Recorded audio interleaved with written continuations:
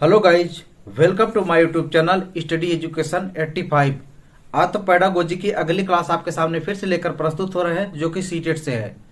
CTET की pedagogy math से संबंधित यहां से जो भी क्वेश्चन बनते हैं इस वीडियो के माध्यम से कवर कर लेंगे। यदि इसको देखने से पहले हमारे चैनल को सब्सक्राइब न कर सब्सक्राइब कर ले तथा कमेंट्स अपना फीडबैक जरूर टाइप करें। इसके पहले दो वीडियो हम पेडागोजी की डाल चुके हैं मैथ की। आज तीसरा वीडियो आपके सामने लेकर प्रस्तुत हो रहे हैं, जो कि सीटेट में हर सीट में यहां से क्वेश्चन बनेगा। इसलिए इसको ध्यान से पढ़िए, इसका शॉर्ट नोट्स बनाइए और इस अपने तैयारी में लग जाइए। तो टाइम वेस्ट न करते हुए चले शुरू करते हैं। तो आज हम अध्ययन करेंगे पहले एनसीएफ में पेडागोजी से क्या क्वेश्चन बनते हैं मैथ को लेकर, या इसके बाद कुछ अनुसंधान विधि के विषय में अध्ययन करेंगे और प्रयोगशाला विधि के विषय में अध्ययन करेंगे। ध्यान रखें। तो सबसे पहले एनसीएफ के विषय में समझते हैं। एनसीएफ कब आई थी? एनसीएफ 2005 में आई थी, चौथे क्रम की। इसके पहले एक एनसीएफ आई थी 75 में, और दूसरा 88 में सन आई थी, तीसरा सन 2000 में आई थी, चौथा सन 2005 में आई थी। यही एनसीएफ था। तो एनसीएफ का सूत्र क्या था? लर्निंग विदाउट बर्डन, शिक्षा बिना बोझ के। उसमें बहुत सारी प्रक्रिया दी हुई, इसका वीडियो हम आपको डाल चुके हैं, आप प्लेलिस्ट में जाकर देख सकते हैं, मनोविज्ञान वाले प्लेलिस्ट में। तो चलिए ध्यान देखते हैं। एनसीएफ 2005 के अनुसार गणित शिक्षण प्राथमिक के लिए क्या व्यवस्था है और उच्च प्राथमिक के लिए क्या व्यवस्था है। तो प्राथमिक के लिए क्या आता है? गणित, खेल, पहेलियां, संख्या व आंकड़ों की समझ, गणनात्मक कौशल। यानी प्राथमिक कैसी गणित की प्रक्रिया होनी चाहिए? खेल विधि के अनुसार होनी चाहिए। गणित कैसा? खेल विधि के अनुसार। दूसरा कारक उसमें क्या होनी चाहिए? पहेलियां होनी चाहिए, जैसे बच्चा बूझे और उसी माध्यम से गणित को सीख पाए। इसके बाद करा संख्याओं की समझ। बच्चों में क्या करना चाहिए? संख्याओं की समझ। अब सीटेट ऐसे क्वेश्चन बना सकता है कि संख्याओं की समझ के परख के अनुसार गणित शिक्षण का कौन सा क्या कहता है, कौन सा आयोग या कौन सा मतलब एनसीएफ है? तो एनसीएफ 5 और किसके लिए है? प्राथमिक के लिए। ध्यान रखिए। इसके बाद गणनात्मक कौशल का विकास करता है कौन? एनसीएफ 2005 के अनुसार। ये शिक्षण का विषय, ध्यान रखिए, ये पेडागोजी यहीं से बनेगा क्वेश्चन। इसके बाद कर उच्च प्राथमिक के लिए क्या क्या बन सकता है? उच्च प्राथमिक के लिए जो मैथ का पेडागोजी है उसमें कर आंकड़ों का उपयोग। आंकड़ों का बच्चों में कैसा उपयोग करना चाहिए, किस हिसाब से करना चाहिए।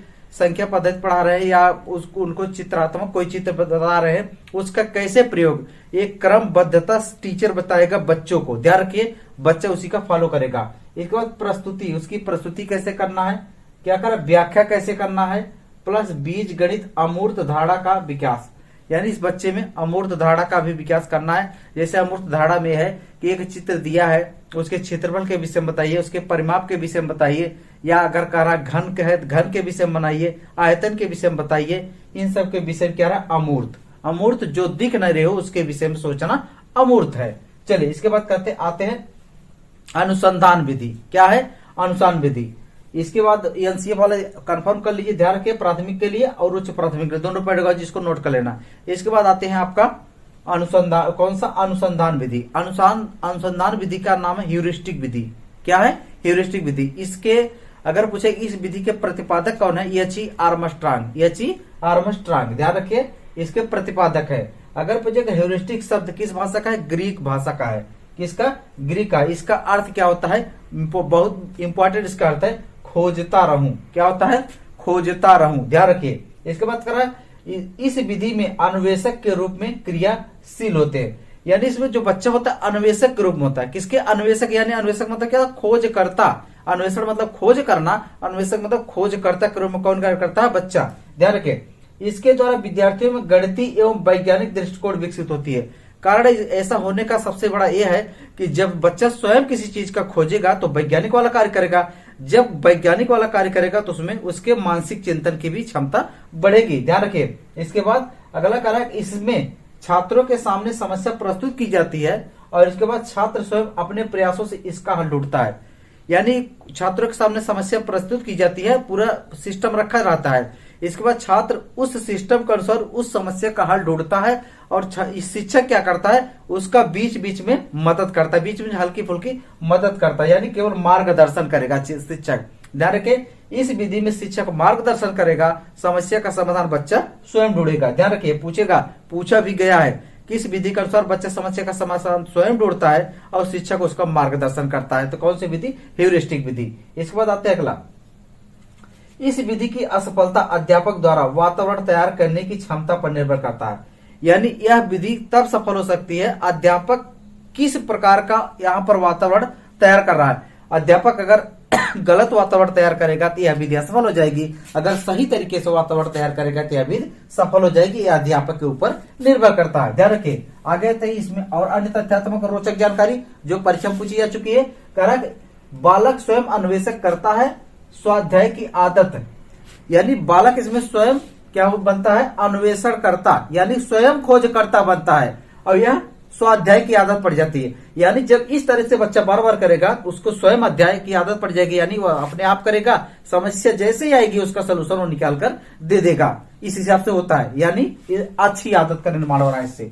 अगला कारण निरीक्षण, परीक्षण, तुलना, निर्णय शक्ति का विकास होता है। बच्चे में सब गुण का विकास हो रहा है। जैसे कहा निरीक्षण विधि, निरीक्षण का विकास हो रहा है, परीक्षण का विकास हो रहा है, तुलना करना सीख जा रहा है बच्चा, निर्णय लेना सीख जा रहा है, निर्णय शक्ति, किसी चीज का डिसीजन मैथमेटिकल तरीके से वो ले पा रहा है।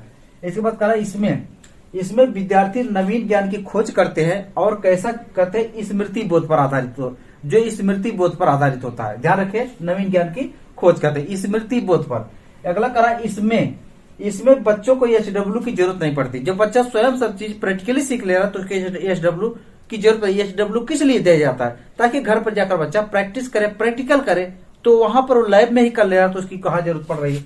अगला कह रहा है इसे छोटी कक्षा में असफल सिद्ध होती है, यानी छोटी कक्षा में इसका प्रयोग कम कर सकते हैं। कारण है छोटे बच्चों को इस हिसाब से प्रगति नहीं दे सकते, उनको स्टेप बाय स्टेप बड़ी कक्षा में लाएंगे तब यह प्रयोग संभव हो पाएगा। अगला कह रहा परीक्षण केंद्रित शिक्षा व्यवस्था में यह व्यवहारिक नहीं है।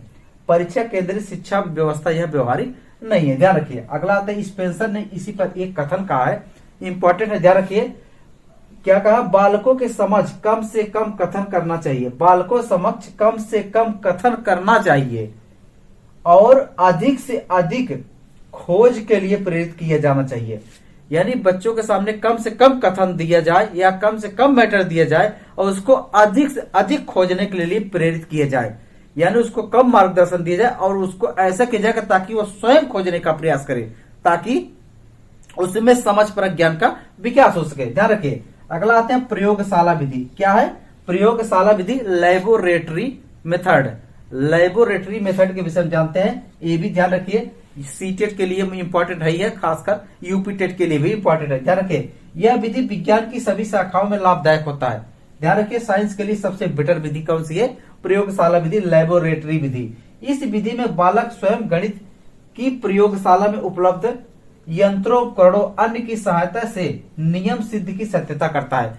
यानी जो वहां पर उपकरण उपस्थित है लैबोरेटरी में, जैसे उसको कोई नियम दिया गया या कोई सिद्ध नियम या कोई रूल या अन्य कोई तथ्यात्मक जो जानकारी है उसके विषय में उसका मेजरमेंट करना या कैसे बना है उसकी सही तरीके से जांच करना। जैसे कहा जाए त्रिभुज है, त्रिभुज की कहा जाए कि तीनों भुजाएं ये होती हैं, तीनों भुजाएं इस इतने माप की है, उसकी जांच लेबोरेटरी में कर सकता है माप कर स्केल के द्वारा। ध्यान रखें, अगर कहा जाए इसी में कहा जाए, अगर कहा है इससे क्रिया से सीखना सिद्धांत काम में लाया जा सकता है। यानी इसमें क्रिया से सीखना सिद्धांत काम में लाया जा सकता है, यानी क्रिया करेंगे और उसके सीखेंगे, ऐसे सिद्धांत किसमें लागू किया जा सकता है? प्रयोगशाला विधि में। इसमें पहाड़ी की ऊंचाई ज्ञात करना, नदी को बिना पार किए उसकी चौड़ाई पार करना। यानी कह रहा है इसमें क्या कर रहा है? पहाड़ी की ऊंचाई ज्ञात करना, पहाड़ी की ऊंचाई ज्ञात करना और नदी को बिना पार किए उसकी चौड़ाई ज्ञात कर लेना। यानी कुछ बीमा दी होगी, उस बीमा के अनुसार उसको मापा जा सकता है। ध्यान रखिए, सीखा ज्ञान अस्थाई होता है, प्रायोगिक संभावनाएं अधिक होती है। यानी इसके सीखा ज्ञान अस्थाई होता है और प्रयोग संभावनाएं अधिक होती है। ध्यान रखिए। इसमें अगला कह रहा है प्राप्त ज्ञान सक्रिय होता है जो स्थूल पर आधारित होता है। मोस्ट इंपोर्टेंट, ध्यान रखिए, ये सारी लाइन पूछे जा चुके हैं। छात्रों में निरीक्षण एवं तर्क करने की क्षमता का विकास होता है। यानी जब प्रयोग में बच्चा लैब में जाएगा तो निरीक्षण करेगा, जब निरीक्षण करेगा उसमें तर्क करेगा, तर्क करने का आशय है कि भाई उसके विषय में टिप्पणी करेगा, जो सीख लिया उस पर टिप्पणी करेगा। हाँ ऐसे हुआ कर अधिक खर्चीली विधि है, प्रत्येक विद्यालय में संभव नहीं है। वास्तव में इसमें अधिक खर्चा लगता है, इसलिए हर विद्यालय में संभव नहीं हो पाएगी, क्योंकि हर विद्यालय यहाँ पर व्यवस्था नहीं दे पाएगा। वैज्ञानिक दृष्टिकोण से यह विधि अत्यंत उपयोगी है। कैसी है? अत्यंत उपयोगी है। किस लिए? वैज्ञानिक दृष्टिकोण से। इसलिए इसमें खर्च बहुत ज्यादा लगता है। अब सोचिए लाइब्रेरी बनवाने में वास्तव में खर्च तो आएगा ही।